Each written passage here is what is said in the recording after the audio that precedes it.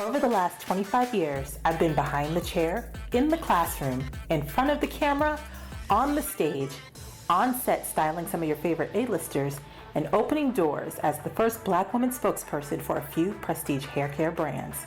During this time, I've met some incredible hairstylists that are continuing to elevate the beauty industry, and I want to share their stories. Join me for this Pro to Pro convo on Behind the Beauty. Hey everybody, what's happening? It's Tippi Shorter. Welcome to another episode of Behind the Beauty. With me, I've got this beauty. Let's give it up for Miss Naeemah LaFond. Hey Tippi. Hey, lovely. So, obviously, if you guys don't know who this lady is, shame on you. And I know I say that all the time because really that's what Behind the Beauty is, you know, when I started the beauty industry, there weren't a lot of people, specifically people of color, that I could, you know, find inspiration from, work under, be mentored by.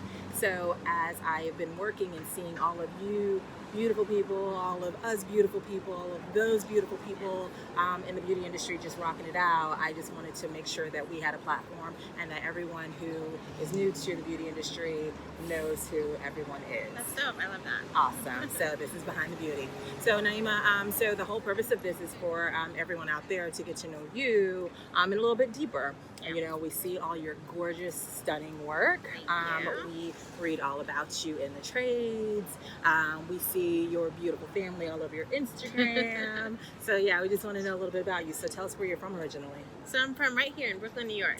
Yay. Yes, born and raised in Brooklyn. Yay. Yeah. So thank you for saying that because we are outside, so you will see tons of people walking by us. You might even see like a hand sticking in from someone waving. We're in BK. We are in the BK and we're in Fort Greene, and we found a nice little shady spot, not to be shady, but we found a nice little shady spot to sit under and have a cool conversation. Yes.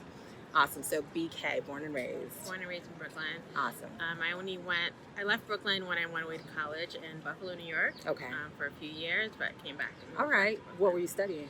I was studying biomedical pharmacology. What? So it's like I was pre-med for a year. What? So, but I couldn't stand seeing the cadavers at the top of the class. Right. So it was always making me queasy. So I was like, maybe this is not for me. So. Well, did you have the instinct to maybe want to spruce up the hair or something like that? Why? No, I literally loved the concept of medicine and everything. Yeah. But maybe it's more like the book stuff. Got you. When it came down to the hands-on version, I was right. like, this I'm is good. Yeah, I'll teach it, but maybe not do it. Yeah. All right. Okay. Cool. That's super interesting. So that is a huge pivot, clearly, from beauty. When did you first find your love of the beauty industry? Well, I was always playing in hair from the time I was a little girl. Always dolls, playing in hair, doing my mom's hair, cousin's hair. But I never really looked at it as a career, really. I was coming from the Caribbean. Parents, grandparents, it's gotta be a doctor, lawyer, Okay. These serious, real jobs that they tell you that you have to. Hey, Exactly. I think we're flipping that on its head. Yeah, exactly. We totally are. Okay. And so I'm I'm gonna be a doctor because that's what I'm supposed to be doing. Right. That's why I went to school, and that didn't work out. And in school, and when I was in college, I was doing everyone's hair for shows and sorority events, Right. and always doing hair. And I remember everyone telling me why are you here? You should be home doing hair. And I was like, well, I don't know if that's a real job. Right. So I came home and I was working at the DA's office, which is random as well. Wow. So I was. So you finished the full 4 years? No, I finished 3 years. Okay. So I didn't finish the entire college experience. I did 3 years. I came home. I was working at the DA's office, and I was a assistant to an attorney. Okay. A district attorney. I did that for 2 years while I was figuring myself out. Yeah. I was a little bit. I guess the Gemini in me just loves a little bit of everything. Right. So I was dabbling in everything and never really touched hairstyling until my best friend at the time was doing some testing, photo shoot tests and stuff like that. Okay. She's I need someone to do my hair. We do this stuff called... She's a model or an Yes. actress? Okay. And she's we do this stuff called tests where everyone just comes in and collaborates and creates these photo shoots. And I'm sure, I'll come. So I came to the test shoot and I was obsessed. Okay. I was it was the first time I got this feeling. Hands in, yeah, really, yeah. This is what I'm supposed to be doing. Right.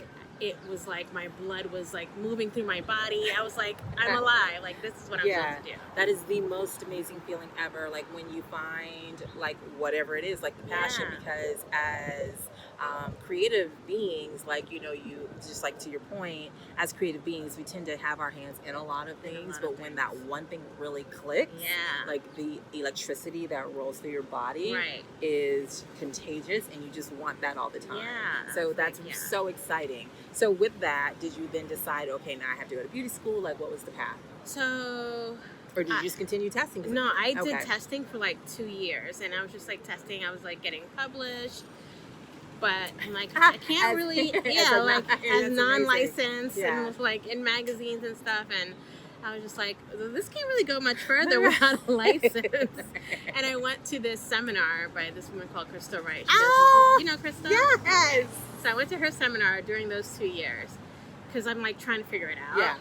And she was pretty much like, well, first of all, you need to go to beauty school if this is going to go any further. Like, you need a plan to like take it seriously. You can have all the passion in the world, but that's not going to drive you through like a successful career. So you need a plan. So what would give me, like, you don't have to tell me many years ago, because I typically ask how long you've been a hairstylist, but just like give me the era in which this was happening. No, it was 2003 when I started. 2005 when I went to beauty school. All right. So then the advice of Crystal Wright then is what prompted you to think of it as a career opposed to like something you really just love doing. Yes, because then it was at that seminar that she was like showing us where you could really take this career, showing me like other successful stylists doing editorial work and all the different avenues that this work can take you. That, I mean, like when you, obviously you know it, but you don't really know it. Like, there's someone behind that hair for that magazine. There's someone behind that hair for that commercial. But did you really know it? Like, I mean, so just think about it, because I think about it. I didn't know it was us. Well, because I just, that's what it is. Well, because, you know, I'm loving music. Like, I'm a huge music, like, audiophile. I am a huge music beauty lover, but honestly, never put the two, like, I would look at a beautiful image, look at a beautiful magazine cover, look at a music video, and never, ever, ever thought that someone was responsible for that. Like, it just didn't even dawn on me. It was, for me, it was like the combination of that and like not really seeing myself reflected in those jobs. But at Crystal's seminar, it was like literally a room, maybe 90% Black people, and a lot of them were already immersed in the industry and being successful already. I'm like, oh, it's a thing. I could do this. That's awesome. So I love that. Shout out to Crystal Wright. I love Crystal Wright, and I think she's incredible, and she has really steered a lot of really great careers. I did go to her seminar, bought her book, and at that seminar is actually where I met my agent, whose name was also Crystal. So I do remember that, and I remember reading or being interviewed in Honey Magazine, and this is how long ago that was. Honey Magazine. We love it. Hey, Amy. And being interviewed and them asking me about like how did I get my start, and I recommended Crystal's book, and then she reached out to me, and so that was kind of how that. So I have an affinity, like I have a huge love for Crystal. She's amazing. So she kind of kickstarted me too, because if I had not gone to her place, I wouldn't have found my agent. Where did you end up going to beauty school? So I went to Carson Aveda Institute. So it's a school called Carson Institute, but at the time it was an Aveda school. Right now, it is in the city? Yes,